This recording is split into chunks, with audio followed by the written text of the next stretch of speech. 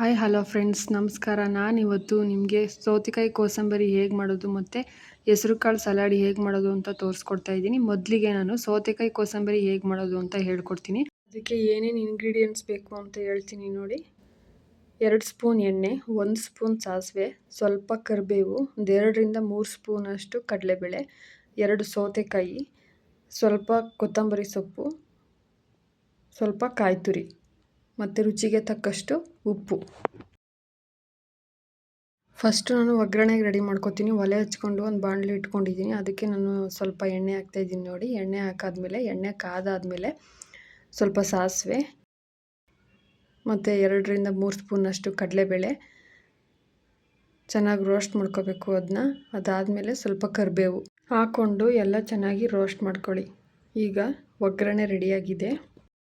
Next ನಾನು ಸೌತೆಕಾಯಿನ ಸಿಪ್ಪೆ ಬರೆದು ಈ ಥರ ಸಣ್ಣ ಸಣ್ಣ ಪೀಸಾಗಿ ಕಟ್ ಮಾಡ್ಕೊಂಡಿದ್ದೀನಿ ನೋಡಿ. ಕಟ್ ಮಾಡ್ಕೊಂಡಿರೋ ಪೀಸ್ನ ನಾನು ಆನಿಯನ್ ಕಟ್ಟರಲ್ಲಿ ಸಣ್ಣದಾಗಿ ಹಚ್ಚಿಟ್ಕೋತಾ ಇದ್ದೀನಿ.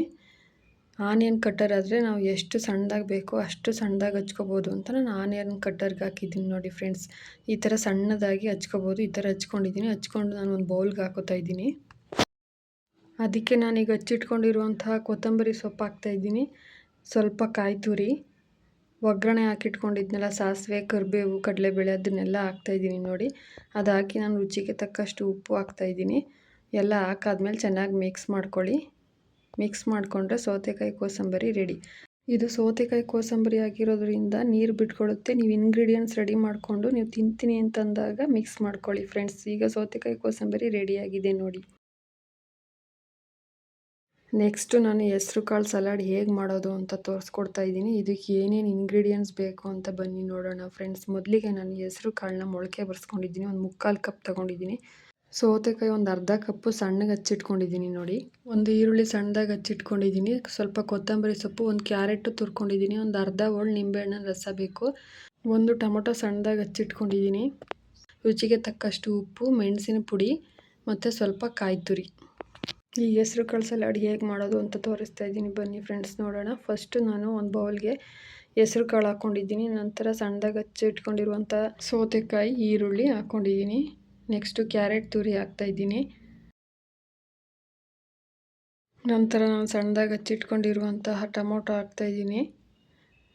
ಟೊಮೊಟೊ ಆದಮೇಲೆ ಒಂದು 2ರಿಂದ 3 ಸ್ಪೂನಷ್ಟು ಕಾಯಿ ತುರಿ ಹಾಕ್ತಾಯಿದ್ದೀನಿ. ಅದಾದ ನಂತರ ನಾನು ಸ್ವಲ್ಪ ಕೊತ್ತಂಬರಿ ಸೊಪ್ಪು ಹಾಕ್ತಾಯಿದ್ದೀನಿ. ನಂತರ ನಾನು ರುಚಿಗೆ ತಕ್ಕಷ್ಟು ಉಪ್ಪು ಮತ್ತು ಮೆಣಸಿನ ಪುಡಿ ಹಾಕ್ತಾಯಿದ್ದೀನಿ ನೋಡಿ. ಇದೆಲ್ಲ ಹಾಕಾದ್ಮೇಲೆ ಚೆನ್ನಾಗಿ ಮಿಕ್ಸ್ ಮಾಡ್ಕೊಳ್ಳಿ.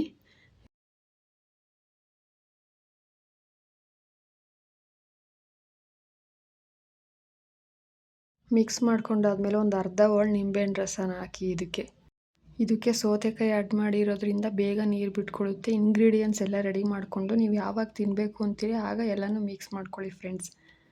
ಈಗ ಹೆಸ್ರು ಕಾಳು ಸಲಾಡ್ ರೆಡಿ. ಮನೆಯಲ್ಲಿ ಒಂದ್ಸರಿ ನೀವು ಸೌತೆಕಾಯಿ ಕೋಸಂಬರಿ ಮತ್ತು ಹೆಸ್ರು ಕಾಳು ಸಲಾಡ್ನ ಟ್ರೈ ಮಾಡಿ ನೋಡಿ.